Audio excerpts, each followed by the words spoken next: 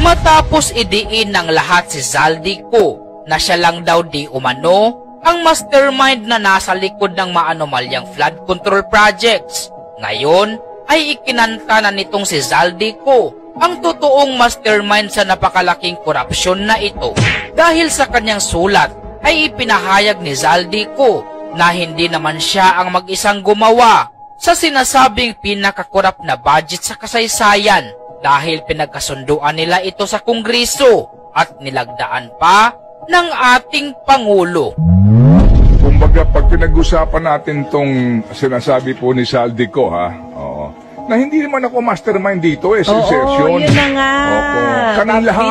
Binalik na naman niya sa Kamara. Pati sa Presidente. Ulit na. Pati sa Presidente actually, pati sa Pangulong Marcos Jr. Madamay na dito. Sinabi niya, alam niya, pinagbutuhan naman natin to, di ba? It was signed by the President. May ganun siya. Pinirmahan na Presidente to Ano yung depensa niya? Oo. Sabi niya, hindi ko to magagawa without the knowledge and approval of both chambers of the houses.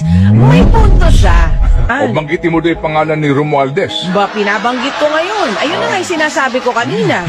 Kung hindi natin mapapauwi si dating Congressman Zaldico, baka po pwede nating ipatawag at pagpaliwanagin yung mga sinasabi dito ni Zaldico na mga hindi ko kaya mag-isa to.